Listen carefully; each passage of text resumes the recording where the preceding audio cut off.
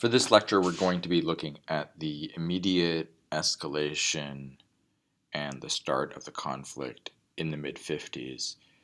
As you may remember, things began in some ways around 1945 with Sétif and Guelma, the massacre at Sétif, and the Cologne attacks at Guelma. So we pick up now in 1954. As a reminder, the French also have colonized what was then known as Indochina, what today is Vietnam and neighboring states. And the French lose spectacularly at the Battle of Dien Bien Phu against the Vietnamese nationalists, and this results in the French having to withdraw from Vietnam. Because this is within a Cold War context, the United States more or less steps into this conflict in place of the French, but that's obviously a different piece. The main reason we're bringing this up here is this is a sign to the Algerians that, whoa, the French can be defeated. The Algerians see themselves like the Vietnamese and see a crack in the French armor. The FLN begins its first coordinated attack across Algeria, killing 7 people in what became known as Red All Saints Day. And you can see here this caption is translate Russe Flambé terroriste en Algérie. That's terrible pronunciation, but basically it translates as sudden outburst of terrorism in Algeria. The FLN at this point makes a public declaration that we're seeking an independent Algeria. And we then come into the situation where the FLN attacks, the French attack back. Here's a cover of an Algerian newspaper, a Cologne Algerian newspaper, and the translation of that headline there at left is Algeria is France and France will not recognize any other authority. And during this time period in 54, 55, in the early days of the conflict, so the war is on now, right? Historians say the war is from 54 to 62. So the war is on now. The French believe they're just dealing with pockets. They don't see this as a massive campaign. So their strategy is, we're just going to arrest people. And we're going to go into... Sorry, I'm recording this at school, obviously. We're going to go into the mountains and we're going to root out terrorists, to use the language of today. And the idea being that we'll shut this down. And in fact, that does seem to work. Life does go back to normal. But what the Cologne and French alliance leads to is really kind of ghastly collective punishment against villages. The FLN responds in kind of 2 directions. One, going after the French, the Colons, I should say, but the other is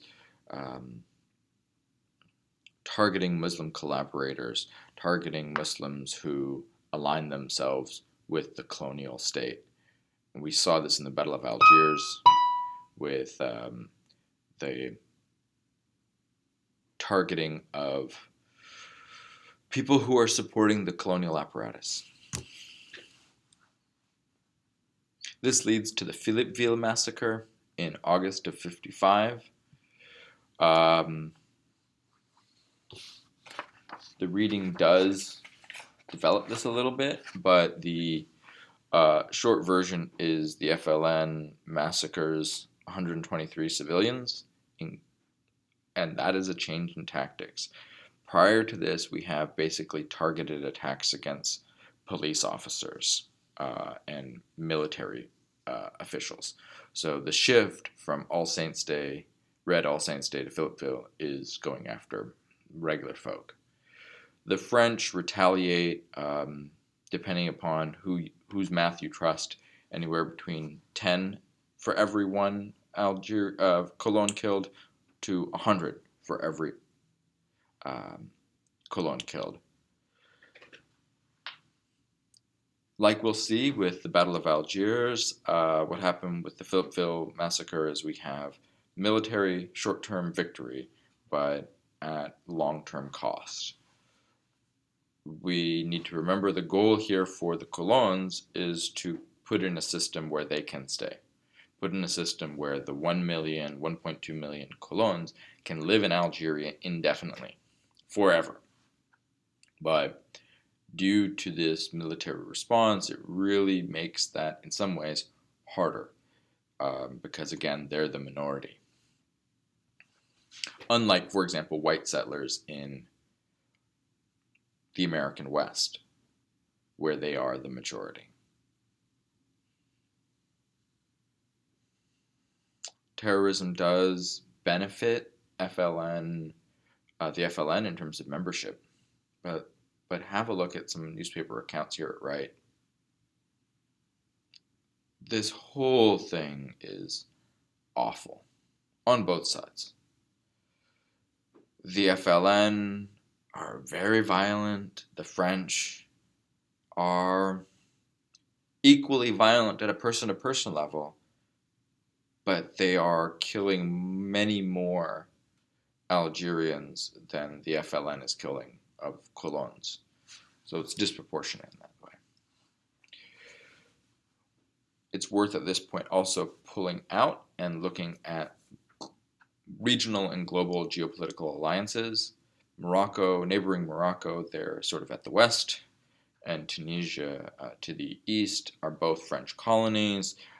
They both have growing nationalist movements, but because they have a smaller settler population, and they are not seen as an integral part of France, that is to say, they are seen as colonies, not as part of France. They don't have the outsized role that they do in French politics. So France lets it go, and they both are granted independence in March of '56. That plays an effect in terms of how the war is fought. These, what are sometimes called frontline states or bordering states, are used to stage, train, and support the guerrilla fighters. The acronym there that you see at left, ALN is the military wing of the FLN. So the FLN is the National Liberation Front. The ALN is the National Liberation Army. Looking more broadly, we need to remember keep in mind this is 1955, and we are very much in the Cold War. Eisenhower is president in the United States, to give you a sense of a reminder of when we're talking about. This is also during a time of decolonization, so these African states are decolonizing. India is already independent. Southeast Asia is becoming independent. The Southwest Asia, sometimes referred to as the Middle East, is moving out of its mandate period into independent states. And into this framework, we have all of these new countries that are being asked to pick a side with the United States and NATO states, Western states, or pick a side with the Soviet Union and Warsaw Pact alliance states. And what many of these countries choose to do is say, no, I'm not going to do that. No, I'm not going to align myself with the Soviet Union or the United States. We're not served by either. We're not served by aligning ourselves with Western states because Western capitalism is what got us into this colonial mess. So no thank you. And we're not well positioned to end up in a situation of neocolonialism where we are just once again providing you with raw materials and buying your goods. So we need to not be in a perpetual subservient capitalist arrangement. We need to be able to fend for ourselves. They also reject, some of these states, I should say, reject aligning themselves with the Soviet Union for reasons of religion. Um, Religious countries don't care much for the avowed atheism of the Communist Party, and they also see it as another form of autocratic rule. So, what they choose instead, well, I should back up. What ends up happening, some of these new states, is they play the two great powers against each other.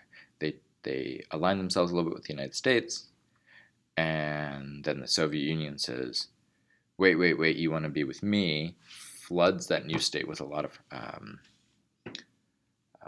funding, and then that state will flirt, if you will, a little bit with the Soviet Union, the United States, tries to win it over, and it kind of goes back and forth, and these newly independent states um, bolster their coffers through getting money from both sides. The case that comes to mind most for this is Afghanistan, but many, many states do this, including Algeria. It's a risky game because unfortunate reality is US and CIA policy in the 50s and 60s is to do regime change for Soviet alliance states. So basically, either you go in, the CIA goes in and assassinates them, deposes them through a coup, supports military dictators who will throw out democratically elected communist aligned heads of state. This is examples would be Salvador Allende in Chile, Mohammad Mossadegh in Iran, Patrice Lumumba in Congo, and many, many, many others. So, as a reminder, this is happening during the Cold War. This is happening during a situation where there are lots of countries across Asia and Africa who are becoming independent in some similar situations and see an opportunity for alliances. As a reminder, the United Nations was created in 1945 and is a venue for international conversations that didn't really exist prior to this. And the other piece is looking at the Bandung Conference in Indonesia in 1955. This is the first large-scale Asian or African or Afro-Asian conference. And this is a meeting between a number of states that you see here in kind of pink-colored. And this is led by Nehru and Sukarno and Gamal Abdel Nasser of Egypt. So this is a conference of newly independent states, and Algeria, although not colored here, it's in this milieu of the world is turning towards independence, and we have allies. The FLN has allies. The FLN can get assistance. The non-aligned movement itself is created in 1961. This map is from member states from 2012, so it's not this big in 1961. But the idea here is that there is international cooperation against colonialism, neocolonialism, racism, foreign occupation, and all of these global and regional pieces are worth considering when we're talking about what's happening in Algeria, because what's happening in Algeria is informed by what's happening globally.